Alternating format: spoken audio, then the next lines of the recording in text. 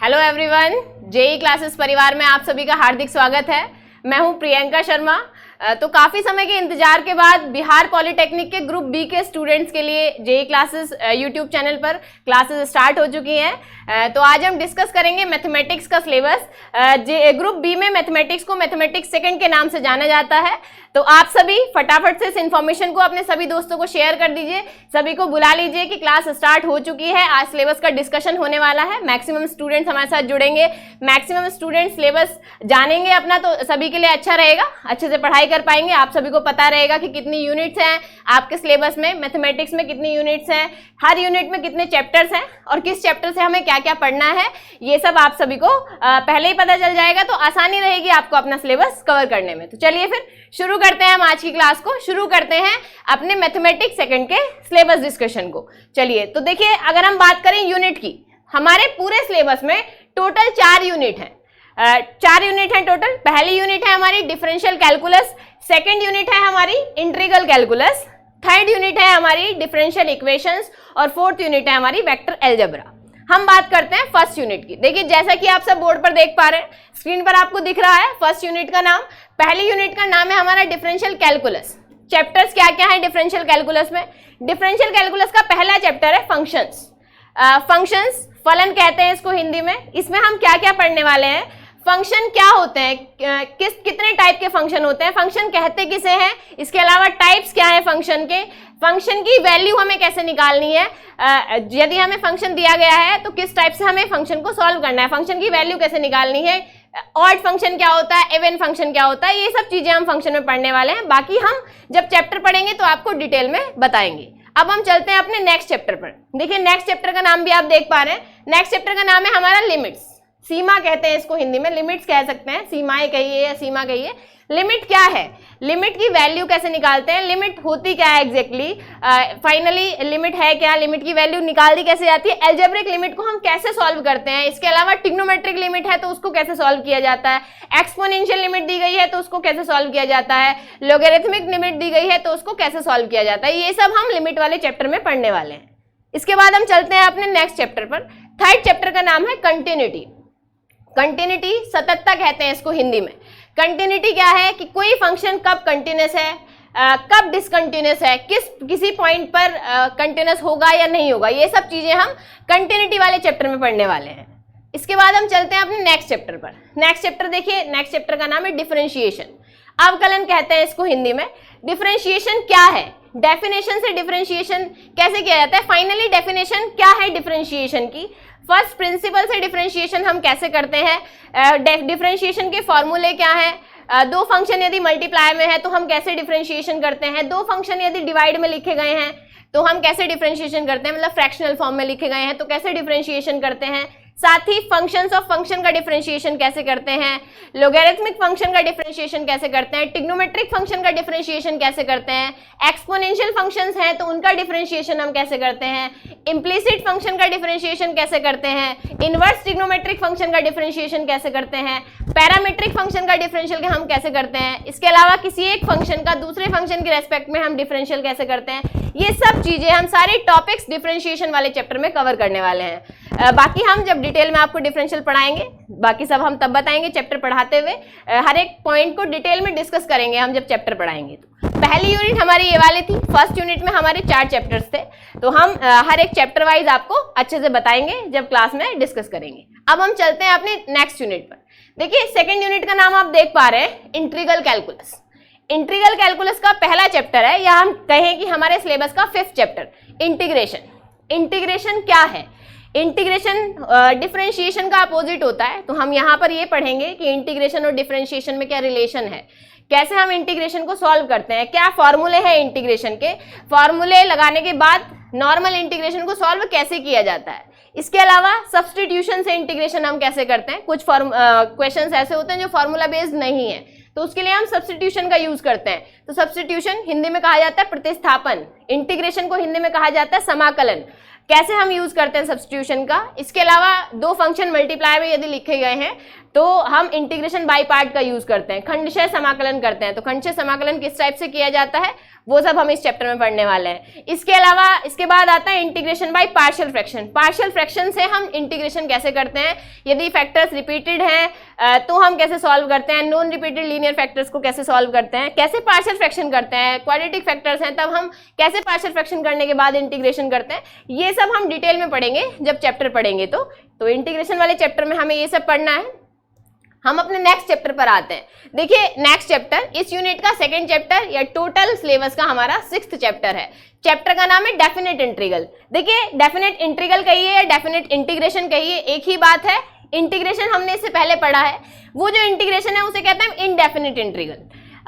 इसके बाद ये है डेफिनेट इंटीग्रल। देखिए यदि इंटीग्रेशन किसी लिमिट के अंदर कर दिया जाए तो उसे हम कहते हैं डेफिनेट इंटीग्रल। डेफिनेट इंटीग्रल कैसे निकालते हैं, वैल्यू कैसे फाइंड करते हैं डेफिनेट इंटीग्रल में किसी क्वेश्चन की, इसके अलावा कुछ प्रॉपर्टीज है डेफिनेट इंटीग्रल की, तो प्रॉपर्टीज क्या है, प्रॉपर्टीज की हेल्प से हम क्वेश्चंस को कैसे सॉल्व करते हैं, ये सब हम डेफिनेट इंटीग्रल वाले चैप्टर में पढ़ेंगे। अब हम चलते हैं नेक्स्ट चैप्टर पर। देखिए नेक्स्ट चैप्टर का नाम है एप्लीकेशन ऑफ इंटीग्रल। इंटीग्रेशन के अनुप्रयोग। अनुप्रयोग मतलब कैसे हम यूज करते हैं इंटीग्रेशन का, ये हम इस चैप्टर में पढ़ेंगे। जैसे कि हम एरिया कैसे निकालते हैं, क्षेत्रफल कैसे निकालते हैं, किसी कर्व और किसी एक्सिस से घिरा हुआ एरिया कैसे निकाला जाता है, मतलब उनसे क्लोज एरिया कैसे निकाला जाता है। ये इसके अलावा दो अलग अलग कर्व दिए गए हैं, उनसे घिरा हुआ क्षेत्रफल या उनसे एनक्लोज एरिया हम कैसे निकालते हैं, ये सब हम एप्लीकेशन ऑफ इंटीग्रेशन में पढ़ने वाले हैं। बाकी जब हम आपको डिटेल में चैप्टर पढ़ाएंगे तो वहां पर बताएंगे क्या क्या हमें और पढ़ लेना है। ठीक है, तो ये हमारी 2 यूनिट हो जाती हैं। पहली यूनिट डिफरेंशियल और सेकेंड यूनिट हमारी हो गई इंटीग्रल कैलकुलस। अब हम चलेंगे अपने नेक्स्ट यूनिट पर। देखिए नेक्स्ट यूनिट पर चलने से पहले जितने भी स्टूडेंट्स हैं जिन्होंने अभी तक हमारे जेई क्लासेस यूट्यूब चैनल को सब्सक्राइब नहीं किया है, वो इस चैनल को सब्सक्राइब कर लीजिए, साथ ही बेल आइकन प्रेस कर लीजिएगा ताकि आपको हर एक क्लास का नोटिफिकेशन मिलता रहे।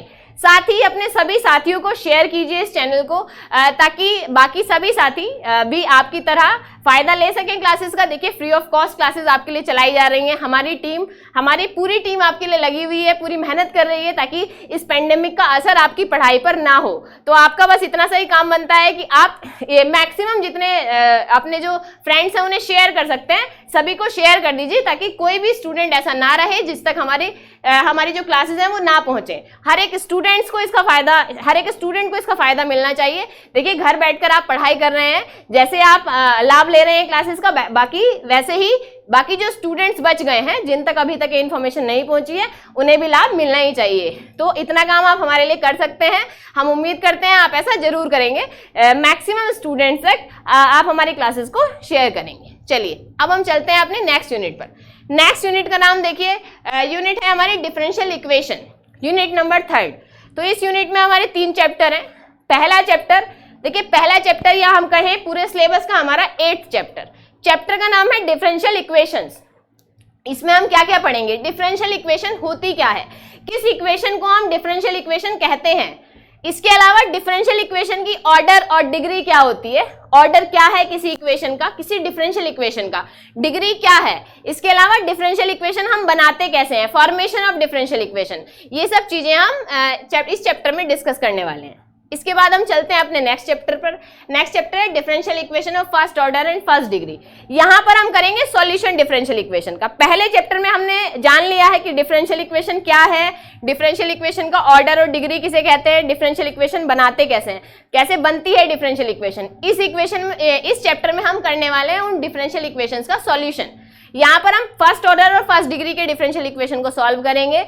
स्टार्ट करेंगे हम वेरिएबल सेपरेबल मेथड से, या वेरिएबल सेपरेशन मेथड आपको कुछ बुक में लिखा हुआ मिल सकता है। तो मतलब जैसे वेरिएबल को सेपरेट कर देना, डिटेल में बताएंगे हम जब चैप्टर पढ़ाएंगे आपको। तो यहाँ पर हमें इन इक्वेशंस को सॉल्व कैसे करना है ये सब जानेंगे हम इस चैप्टर के अंदर।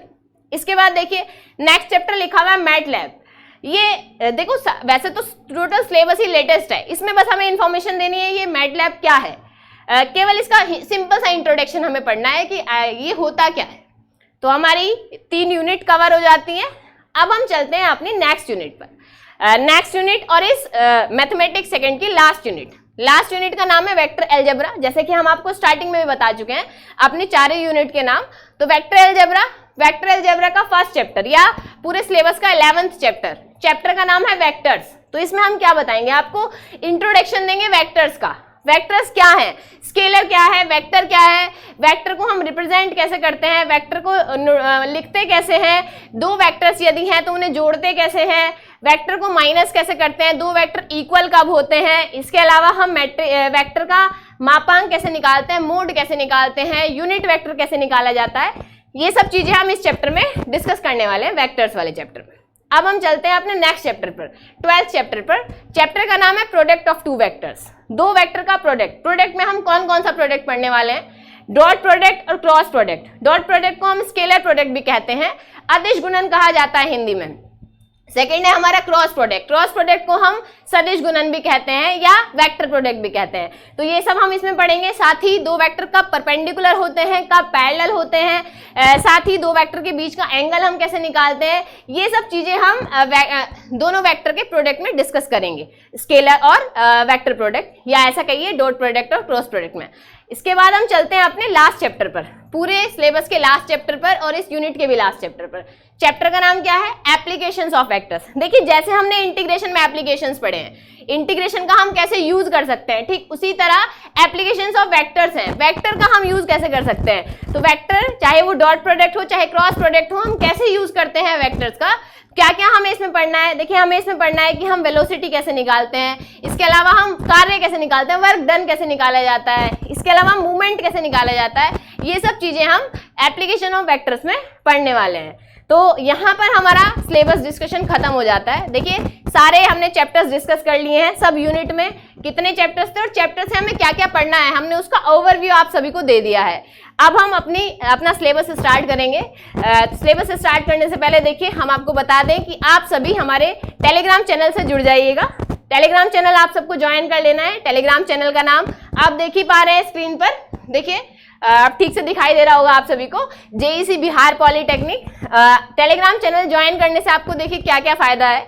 एक तो हम जब आपको क्लास में क्वेश्चन सॉल्व कराते हैं तो प्रैक्टिस के लिए जो क्वेश्चन की पीडीएफ है वो आपको टेलीग्राम चैनल से मिल जाती है। तो उसके लिए आपको टेलीग्राम चैनल ज्वाइन करना जरूरी है ताकि आप डेली पीडीएफ डाउनलोड कर सकें चैप्टर की और डेली प्रैक्टिस कर सकें। साथ ही क्लास का जो शेड्यूल है, किस टाइम कौन सी क्लास होने वाली है, ये सारा शेड्यूल आपको टेलीग्राम चैनल से मिलता है। इसके अलावा कोई भी इंफॉर्मेशन जो आपके लिए इंपॉर्टेंट है, जो आपको हमें देनी चाहिए, वो सब इंफॉर्मेशन भी आपको टेलीग्राम चैनल से मिल जाती है। तो आप सभी टेलीग्राम चैनल ज्वाइन कर लें। जिन्होंने किया हुआ है बहुत अच्छी बात है, जिन्होंने नहीं किया है वो सभी ज्वाइन कर लें। चलिए फिर मिलते हैं हम आपसे नेक्स्ट क्लास में सबसे पहले वाले चैप्टर के साथ, फंक्शन के साथ। तब तक के लिए आप अपना और अपने परिवार का ख्याल रखिएगा। तो चलिए खत्म करते हैं। अपने अपने परिवार का ध्यान रखिए और घर पर रहिए, सेफ रहिए। धन्यवाद। जय हिंद, जय भारत।